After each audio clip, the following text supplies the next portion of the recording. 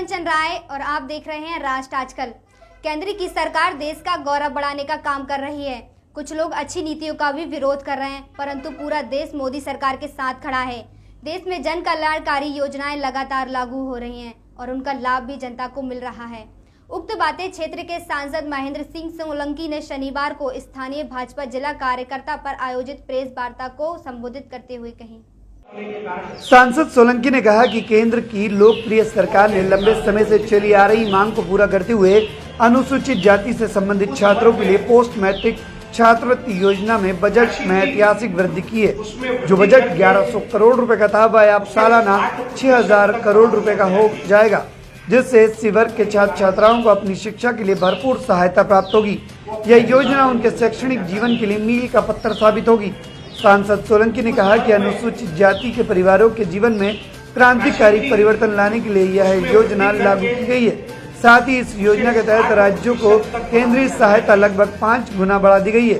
सांसद सोलंकी ने कहा कि एससी वर्ग के शैक्षिक सशक्तिकरण के लिए यह सबसे बड़ी योजना है, जिसके तहत 60 लाख छात्र छात्राओं को छात्रवृत्ति दी जाएगी। सांसद सोलंकी ने कहा कि छात्रवृत्ति के लिए प्रक्रियाओं को सरल बनाया जाएगा और इस संबंध में छात्रों को समय पर और परेशानी मुक्त भुगतान के लिए अत्याधुनिक आईटी प्लेटफॉर्म का भी उपयोग किया जाएगा।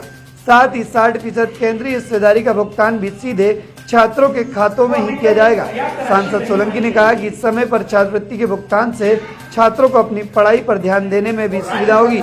पत्रकार वार्ता के दौरान प्रमुख रूप से भाजपा जिला अध्यक्ष अंबाराम कराड़ा, पूर्व विधायक गिरिराज मंडलोई, भाजपा जिला महामंत्री संतोष बराड़ा सहित सैकड़ों की संख्या में पार्टी के कार्यकर्ता मौजूद रहे। किसानों के हित में और किसानों की खुशहाली के लिए जिस प्रकार का एक कानून लाना चाहिए था, वो नरेंद्र मोदी जी की सरकार लेकर आई है। ये जो तीनों कानून हैं, ये किसानों को फायदा पहुंचाने वाले कानून हैं, उनके जीवन स्तर को ऊंचा करने वाले कानून हैं, उनके चेहरे पर मुस्कान लाने वाले कानून हैं। परंतु कुछ लोग ऐसे हैं जो नहीं चाहते कि इस देश से दलालों और बिचौलियों की व्यवस्था खत्म हो। वो चाहते हैं कि दलाल और बिचौलिए इसी तरह से फलते फूलते रहें और किसानों का इसी प्रकार से दमन होता रहे, उनका इसी प्रकार से शोषण होता रहे। इसलिए वो लोग कुछ बिचौलियों के साथ मिलकर कुछ भोले भाले किसानों को बरगलाकर दिल्ली में नरेंद्र मोदी जी की छवि को बिगाड़ने के लिए लगातार आंदोलन कर रहे हैं। ऐसे अनेक आंदोलन नरेंद्र मोदी जी के खिलाफ पूर्व में भी हुए हैं।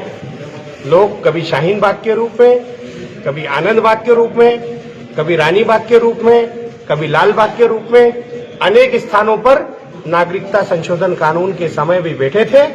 उन आंदोलनों की समय के साथ हवा निकल गई थी।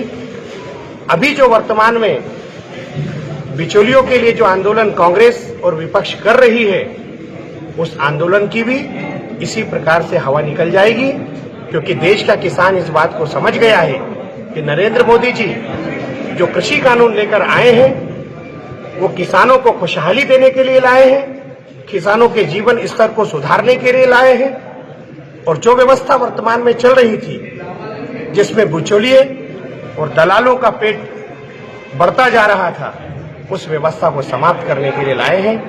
ये आंदोलन उसी प्रकार से समाप्त हो जाएगा जिस प्रकार से नागरिकता संशोधन अधिनियम के विरोध में कुछ लोगों ने नरेंद्र मोदी जी की छवि को विश्व स्तर पर खराब करने की कोशिश करने के लिए किया था। नरेंद्र मोदी जी की सरकार लगातार देश के विकास के लिए कार्य कर रही है। ये एकमात्र ऐसी सरकार है जो वोटों के लिए नहीं, बल्कि देश के वैभव को बढ़ाने के लिए कार्य कर रही है। और नरेंद्र मोदी जी की सरकार ने लगातार देश के वैभव को बढ़ाने का काम किया है। नरेंद्र मोदी जी की छवि को कोई कितना ही प्रयास कर ले, बिल्कुल भी धूमिल नहीं किया जा सकता, क्योंकि यदि मुट्ठी भर लोग नरेंद्र मोदी जी का विरोध कर रहे हैं, तो पूरा देश नरेंद्र मोदी जी के साथ कंधे से कंधा मिलाकर पूरी ताकत के साथ खड़ा हुआ है। कहाँ मिलेगा अच्छा आलू? आइडिया।